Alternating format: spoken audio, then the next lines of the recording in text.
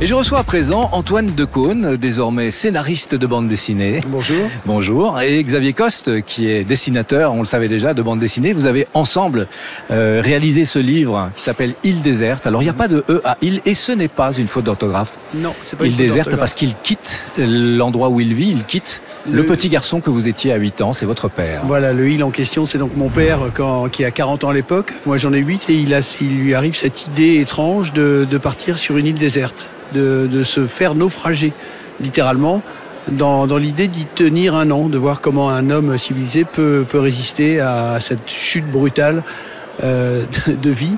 Votre père, journaliste et animateur français des débuts des pionniers de la télévision et de la radio. Et donc qui part avec l'idée d'avoir une correspondance radio tous les jours avec la France. Exactement. Et donc il disparaît et moi, petit garçon de 8 ans, dans mon esprit, il déserte, c'est-à-dire il me quitte. Il quitte le monde auquel il appartient, il quitte la famille, il s'en va à l'autre bout du monde. Donc c'est cette histoire que j'ai racontée avec 60 ans de décalage. Il m'a fallu le temps pour l'infuser, je ne sais pas. En tous les cas, croiser la route de Xavier, à qui l'histoire a immédiatement parlé et qui se l'est littéralement appropriée. Alors Xavier, c'est pas facile quand on doit raconter la vie de quelqu'un qu'on n'a pas connu, dans des décors qu'on connaît pas, mais il y a beaucoup de témoignages graphiques ou photographiques en tout cas. Pour moi, cette histoire, c'est vraiment du pain béni. Quand Dargaud est venu vers moi et m'a pitché le projet, parce qu'au départ, il n'y avait pas tellement de projets. En fait, Antoine lit énormément de bande dessinée et il s'est jamais dit vraiment qu'il ferait de la bande dessinée. Mais il adore en lire et il avait depuis longtemps envie de faire un livre sur son père. En tout cas, il avait le titre. Donc il est venu à nous avec le titre, qui était déjà formidable et annonciateur et plein de promesses. Mais ensuite, tout restait à faire.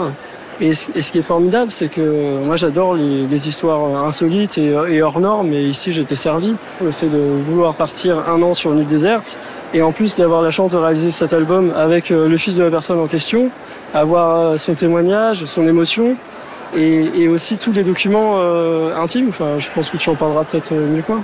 Tous les documents à portée de main, c'est-à-dire en fait, ça a été très très documenté cette histoire, parce que c'était une histoire publique. Oui. Il les mettait tous les jours sur la radio. Donc il y avait les témoignages radiographiques. Beaucoup de témoignages. Il y avait des articles. Il y avait à la fois les comptes rendus de ces interventions radiophoniques tous les jours. Il y avait toute la presse de l'époque qui avait monté ça en épingle. Et puis surtout son journal intime. Et c'est là que justement les choses sont intéressantes. Ouais. Parce que ce journal, vous l'avez lu très longtemps après qu'il l'ait écrit, même après sa mort. Ouais. Et c'est ce qui vous a décidé d'ailleurs à raconter cette histoire, parce qu'il a un angle d'entrée dans l'histoire qui est complètement inattendu. En fait, ce qu'il y a, c'est qu'il y a toujours, comme toujours, deux histoires différentes. Il y a l'histoire officielle qu'on vous raconte, donc l'histoire, ses comptes rendus quotidiens à la radio, et puis ce qu'il vit vraiment, ce qu'il éprouve, la difficulté, le danger qu'il rencontre là-bas, et ça, c'est son journal intime. J'ai mis presque 60 ans à le lire, d'abord parce qu'il avait une écriture tout à fait illisible, et ensuite parce que je sais pas, j'éprouvais pas le besoin d'aller me plonger là-dedans. Pour moi, c'était une affaire appartenant au passé, et ça a été l'occasion en fait. Grâce à ce projet, on a fait décrypter le journal, on l'a fait transcrire, et là, il y avait vraiment matière. Il y avait une narration officielle, il y avait une narration privée, et puis il y avait les deux points de vue du môme que j'étais à 8 ans et puis du vieillard que je suis aujourd'hui. Tous ces regards croisés sur la même histoire, ça donnait une matière littéraire intéressante. Qu'est-ce que ce voyage, qu'est-ce que cette absence qui n'a pas duré un an finalement, parce qu'il n'est pas allé jusqu'au bout, il n'a pas pu aller jusqu'au bout médicalement, a compté dans votre parcours? Comment ça a infusé, comment ça a fait ce que vous êtes aujourd'hui? Je ne sais pas, c'est difficile à dire, mais en fait, moi j'ai grandi avec des parents qui étaient toujours très soucieux de leur indépendance. Alors mon père, c'était un cas pathologique, lui, il fallait qu'il parte en permanence, qu'il vive des aventures aux quatre coins du monde. Donc je pense que j'ai hérité de ça, ce besoin de jamais me préoccuper de où j'arrive, mais comment repartir. Xavier Coste, lorsqu'on démarre un projet comme celui-là, est-ce que c'est une aventure humaine ou est-ce que c'est d'abord une aventure artistique ou est-ce que ce sont les deux inévitablement ?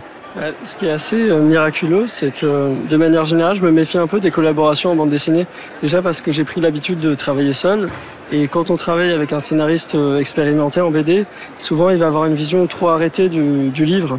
Et ce qui m'intéressait dans cette collaboration, et en fait ça s'est passé même au-delà de ce que j'espérais, c'est-à-dire que Antoine, la bande dessinée, c'est quelque chose qu'il adore, qu'il apprécie, qu'il admire. Et il abordait ça avec une fraîcheur et une énergie que j'aurais pas pu trouver chez un scénariste confirmé. C'est-à-dire et même moi, j'ai fait ça comme si c'était mon premier livre en tant que dessinateur. On a travaillé n'importe comment, mais on a travaillé avec sincérité et sensibilité.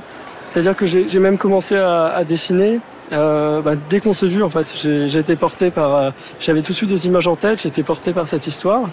Et enfin, je suis vraiment hyper content de la collaboration. Ce qui est miraculeux, c'est que les images qu'a produit Xavier sont exactement celle que je pouvais avoir en tête, enfin le souvenir que j'en ai quand j'étais môme et que j'imaginais mon père perdu sur son île avec ses fantômes polynésiens, avec ce trésor peut-être qui avait été caché sur cette île avec ses requins, ses moutons redevenus à l'état sauvage, enfin tout ce que je pouvais fantasmer. C'est exactement, si j'avais su dessiner, si j'avais eu ce que vous auriez fait. Ce talent, c'est ce que j'aurais essayé de faire, et ce qu'il a magnifiquement transformé. Un dernier mot, est-ce que cette histoire, ce livre, vous réconcilie avec votre père? J'ai jamais été fâché avec mon père. On a eu des relations compliquées comme tous les pères et les fils, parce qu'on était de deux générations différentes, de deux mondes différents. Lui venait du monde d'avant la guerre, et moi j'étais avec tous les boomers qui ont joui sans entrave du monde d'après.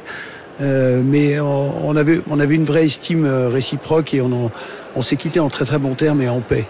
Merci à tous les deux. Donc je rappelle le titre de ce livre, Île déserte, qui est paru chez Dargaud. Merci Antoine Decaune et Xavier Coste.